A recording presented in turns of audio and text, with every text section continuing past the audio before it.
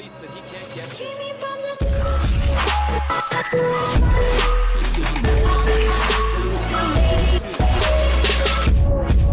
Yo, what is going on, guys? Today we have some more MLB The Show 17 ratings predictions. Today we're going to be doing it for the week of July. Is it 28th? I can't even remember what week it is. July 28th, this Friday, I believe.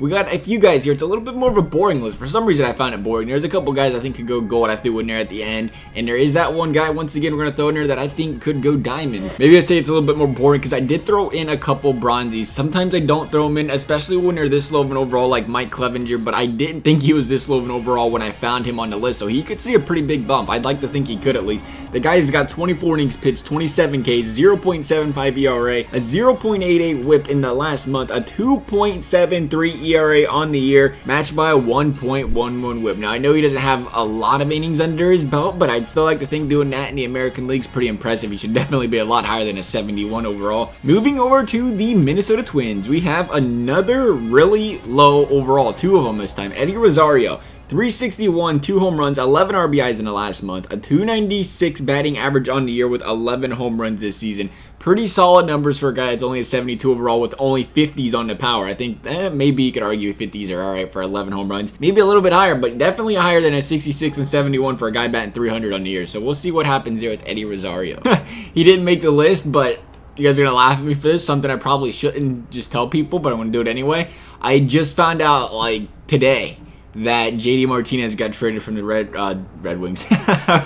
Wrong sport. The Detroit Tigers to the Arizona Diamondbacks. For whatever reason, it happened 6 days ago. I didn't hear a single thing on it. Usually I keep up with Twitter pretty well. I guess I didn't see it there either, but I do watch ESPN from time to time, and, you know, of course, ESPN doesn't want to talk about baseball. I think we are fortunate enough to hear about Aaron Judge and sometimes Cody Bellinger on ESPN. But besides that, though, we're in pretty big fits over there. Otherwise, all we get to hear about is LeVon Ball and LeVar Ball, so I guess that's maybe why I didn't hear anything about it. That's pretty crazy because that's a pretty big trade in my opinion, a huge trade. The guy's a solid 300 hitter when he's healthy, if he stays healthy, and they couldn't even have news for him getting traded. I don't know.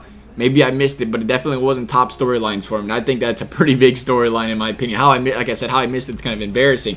Anyway, over here to the Dodgers, Chris Taylor, there you are, right there, 78 overall. Finally one I could see actually get an upgrade, 78 to maybe an 80 overall. 396 average, 6 home runs, 20 RBIs in the last month, batting .525 in the last 2 weeks, has a 318 batting average on the year. The Dodgers and these young players, man, let me tell you what, I swear, if we could just have a couple of them and that would play like this in the batting, it'd be great. Please and thank you. Everywhere I look, it seems like they got guys coming up here batting 300. I'm jealous. Next up on the list, we have from the Baltimore Orioles is Jonathan Scope, an 82 overall right now. Very iffy if he makes it to that 85 or not. I'd like to think he could because he's a solid player. But right now, he's batting .330, 7 home runs in the last month, and a solid season this year with a 21 home run mark, 71 RBIs, and a .304 batting average. Definitely is got gold-worthy numbers. Will he be rewarded with it, or will he continue to fly under the radar at 82 overall is the question. Moving over to the Marlins is JT Realmuto. I feel like I haven't given this guy enough love this year, or really any at all. But it's about time we do. The guy's got a .305 average, 10 home runs, 39 RBIs on the year, and that is very solid for a catcher. And he's been .355 in the last month, so he's putting up pretty solid numbers. Like I said, for a catcher, 83 overall. I think I look at this more as you weigh him compared to other catchers. I don't know how much SDS puts into that. He's got pretty solid fielding, so that's not fantastic. But I think they may weigh that a little bit in there as well. When you look at, like, oh, when you compare him to other catchers, he's doing pretty good. I don't know if they do that or not completely. But he's an 83 overall right now. It is a tough one to say him going up to an 85. It's very, very edgy. But I wanted to throw another silver in there that I think I had a potential of going gold. We'll see if it happens. I don't know. I don't know. For 300 stubs, it's a little bit lower of a risk, so it's not terrible. I don't know. It's a tough one. It's your call on that one. Royals, Mike Moustakas, 29 home runs, 64 RBIs, a .277 average on the year, batting .303 with 10 home runs in the last month. And once again, I'm on the edge with the guy for one reason. The .277 average. The power numbers are obviously there. Now that I look at his power numbers and see how low they are, the guy's got 30 home runs on here. They should definitely see a boost, considering we're still in July with that many home runs. He's on pace to hit 40. Those power numbers should definitely go up. But I do think because that .277 average, that was a little bit of a concern. Seeing that he has that low of power numbers, though, I think he should be an easy +1. We'll see if that happens, though. And then finally, for the Diamond, I think you guys know where we're going here. Charlie Blackman. How many of these do I still have? I feel like I sold away too many of them. I have 1. Nice. Way to save all your Charlie Blackmans, man, for when he goes diamond.